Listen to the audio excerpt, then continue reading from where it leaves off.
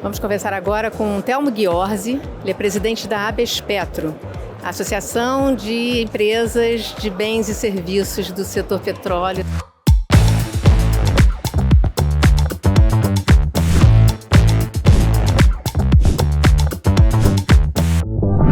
Vamos começar me falando quais as principais funções e objetivos da Abespetro.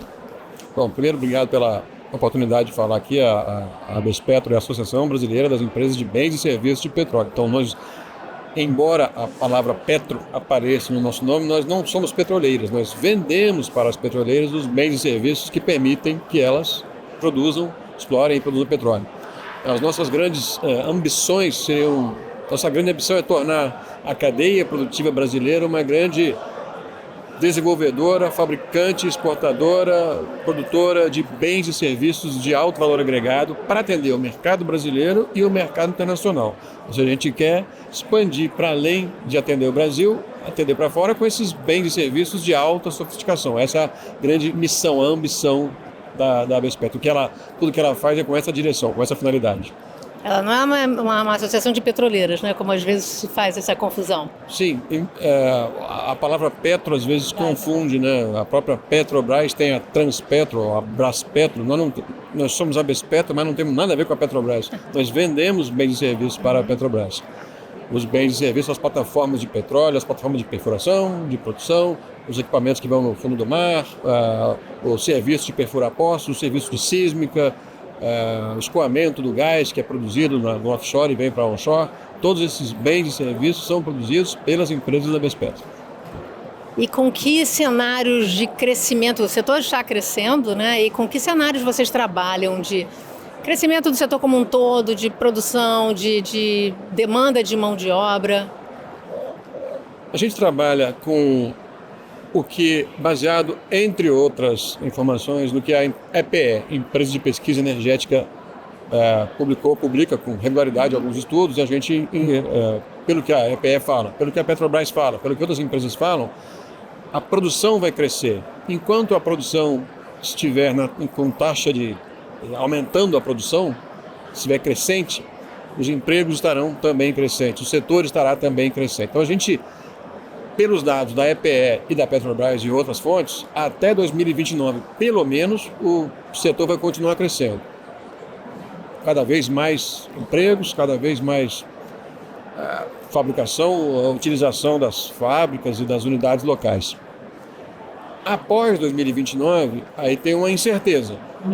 Se, por exemplo, a margem equatorial for finalmente licenciada, continua crescendo. Se o Brasil conseguir fazer o que a Abespetro ambiciona, ser exportador de bens e serviços, continuamos crescendo. A única possibilidade de não crescer é se as previsões da EPE não se confirmarem, se a margem equatorial não for licenciada, se o Brasil não conseguir avançar do ponto de vista tecnológico para ser exportador dos seus bens e serviços. Então existem fenômenos, eventos que podem acontecer que vão atrapalhar esse crescimento, mas a gente não consegue ver essa combinação tão ruim assim, muito pelo contrário. Então acho que a gente vai continuar crescendo por muito tempo. A gente está falando de hoje 600 mil empregos diretos e indiretos, 900 mil empregos diretos e indiretos em 2029 e mais 45% disso de empregos induzidos pelo efeito renda. Então a gente está falando de mais de 1 milhão de empregos diretos e indiretos sem efeito renda a partir de 29. É um crescimento expressivo que a gente já sofre. Nós temos um ótimo problema hoje, falta gente. Ótimo. Melhor faltar gente do que sobrar gente. E como fazer, que medidas vocês podem ter para suprir essa falta de gente? Então, primeiro, muitas pessoas que saíram do setor por causa da crise que começou em 2015 estão lentamente voltando ao setor, mas precisam ser treinadas, porque elas, naturalmente, depois de um tempo fora do setor, ficam desatualizadas do ponto de vista tecnológico, de regras, de normas. Então, atualizar as pessoas que estão voltando e formar pessoas novas.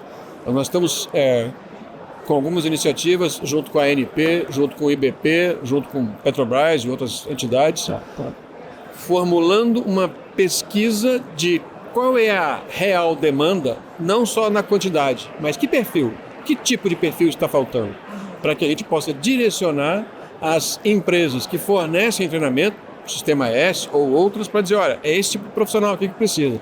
Então a gente está propondo fazer uma pesquisa para embasar a demanda e usar a demanda como critério de formação de novas pessoas. Então a gente está nessa direção, nos próximos meses devemos ter concluído essa pesquisa para dizer, olha, o que o setor precisa mesmo é esse tipo de profissional aqui, esse perfil, essa experiência. Então a gente vai em breve ter esse mapeamento da cadeia para então poder alimentar quem fornece formação. E tem outra questão que o setor petróleo sempre trabalha, né, com um desafio que tem a ver com o Repetro, né, um programa especial, né, que estimula a atividade de alguma forma. Como que está sempre ameaça, né, de mudar a lei e tal. Como é que a Bespetro trabalha para reduzir esse risco?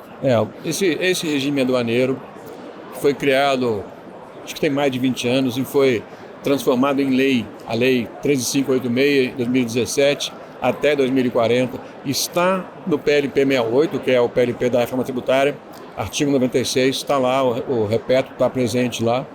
A reforma está agora no Congresso, está no Senado, passou já pela Câmara, está no Senado, logicamente que pode haver alguma mudança. A gente espera que não, porque está lá muito bem escrito que temos Repetro.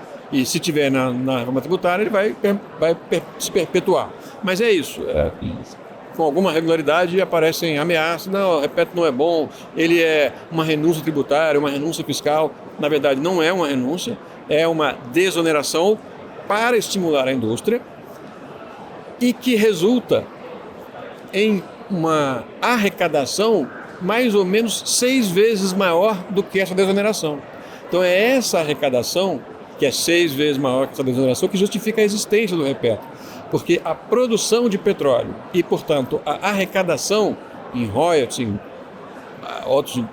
participação especial e outros tributos, é 6 vezes maior do que o Repetro. Mas sem o Repetro, essa arrecadação não aconteceria.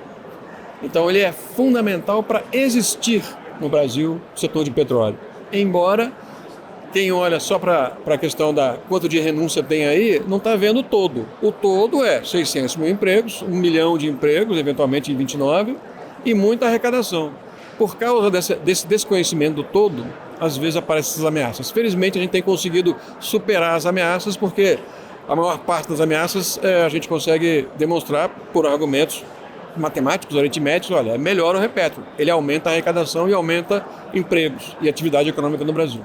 Ele tem uma incidência no momento de grande investimento da exploração, especificamente, que não tem retorno no momento. O Repetro, basicamente, naquela etapa que a petroleira não sabe se vai encontrar ou não petróleo, tudo que ela não quer é pagar imposto. Nesse momento, ninguém quer que ela pague imposto. Quer que use todo o dinheiro dela para furar poços e tentar encontrar petróleo.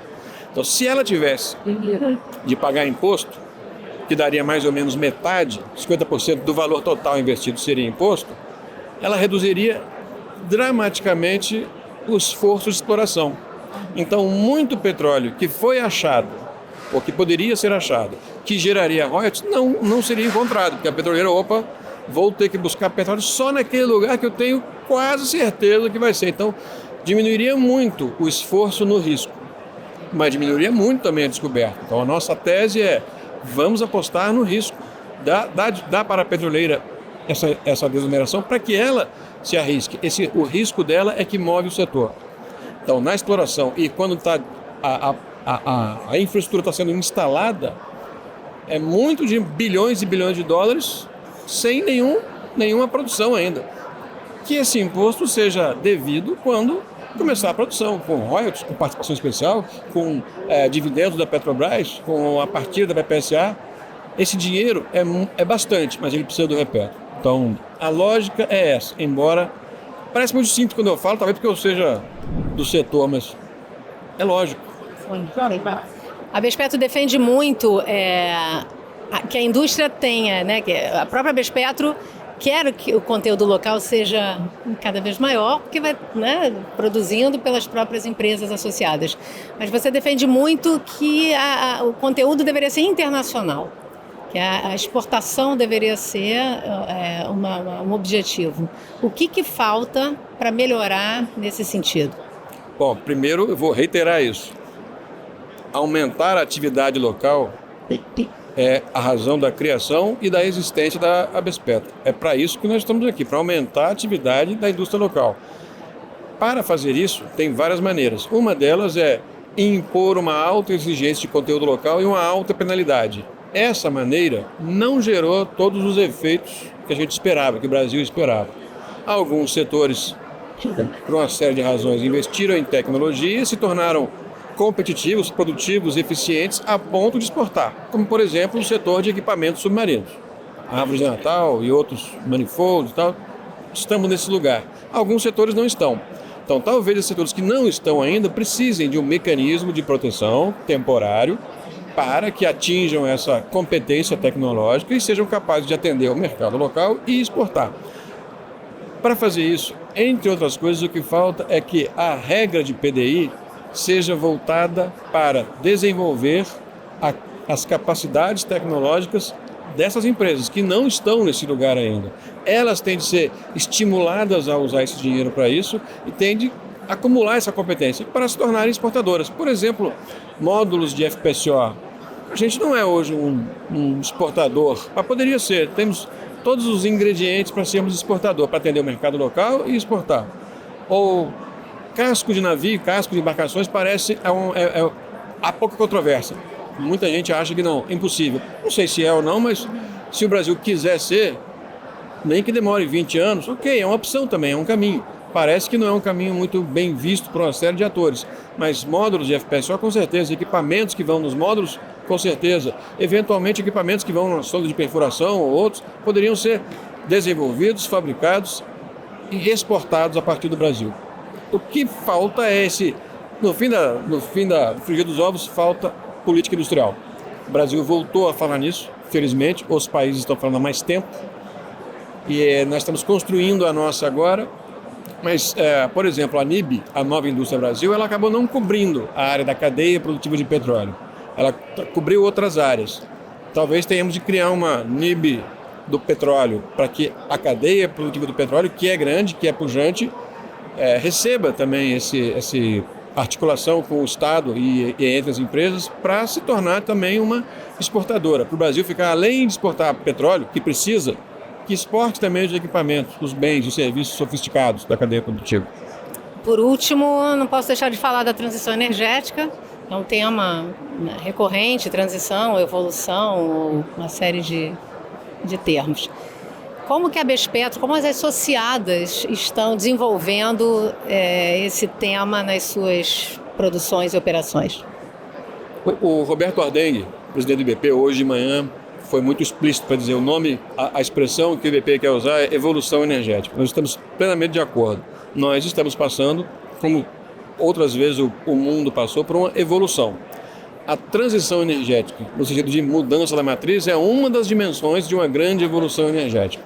Então nós estamos passando por isso. O Brasil está há alguns anos-luz na frente dos outros países. Nossa matriz energética, 45% é renovável. Outros países, a média do resto do mundo é 18%. A gente está mais ou menos 2,5 vezes acima dos outros países da média mundial.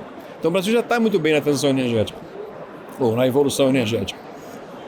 E as empresas da ABESPetro, seja por demanda das petroleiras, seja por demanda dos seus acionistas, todas elas, sem exceção, estão fazendo alguma coisa na área da evolução energética. A mais frequente é a captura de carbono e injeção de carbono. Essa é que todo mundo está se mexendo, porque é o mais parecido com a gente. Muitas delas estão falando em eólica offshore, que também parece muito com as empresas da ABESPetro. Algumas estão fazendo já, eletrificar toda a sua unidade. Então, a FPSO antiga, que era, digamos, muita coisa pneumática ou hidráulica, agora passou a ser muito elétrica. Então, todas elas estão fazendo alguma coisa. A maior parte não vai expor tudo, porque são decisões estratégicas, mas todas elas estão fazendo alguma coisa para a transição energética. E o Brasil tem tudo para ser, continuar com a matriz energética mais limpa do mundo. 2, ser o fornecedor de equipamentos feitos com a matriz energética limpa, equipamentos verdes por natureza. E mais do que isso, ser o exportador dos equipamentos que vão pavimentar a transição energética em outros países. Nós temos 3 grandes elementos a nosso favor. Eu tenho dúvida que nós estamos juntando esses 3 fatores e combinando para a direção certa. Eu acho que nós temos ainda vivendo um pouco de caos, onde poderia já ter havido um pouco de ordem? Essa ordem vem de que caminho? A ambição de tornar o Brasil o protagonista nesse lugar aí. Qual é o país do mundo que tem matriz limpa, portanto produz equipamentos limpos e tem equipamentos de tecnologia que vão pavimentar a transição energética na África, no Oriente Médio, não sei onde? É o Brasil. Nós não estamos nesse lugar, não compramos esse título ainda. Nós temos de autocomprar esse título de nós somos o país que vai fazer isso. Nós não estamos ainda aí. Precisa de leis, precisa de leis, porque vão dar estabilidade no longo prazo, precisa de força do Poder Executivo de plantão, a cada 4 anos pode mudar, mas se tiver uma boa lei, o Poder Executivo vai manter aquela linha de raciocínio, e precisa de uma coalizão entre petroleiras, empresas de energia, cadeia produtiva. Essas empresas precisam estar numa enorme coalizão que vai assegurar a estabilidade dessa busca. Mas eu não sei se todas as empresas ou essas entidades estão já nesse lugar, nessa coalizão. A Abespetro pensa nisso 24 horas por dia, mas nem sempre a gente vê essa mesma ambição, esse mesmo sonho em outras entidades. Mas esse é o caminho que deve chegar por aí, né? Esse é o caminho. Nós temos de construir essa coalizão e comprar para o Brasil esse título. Nós somos a solução, o Brasil. Obrigada, Thelma. Obrigado.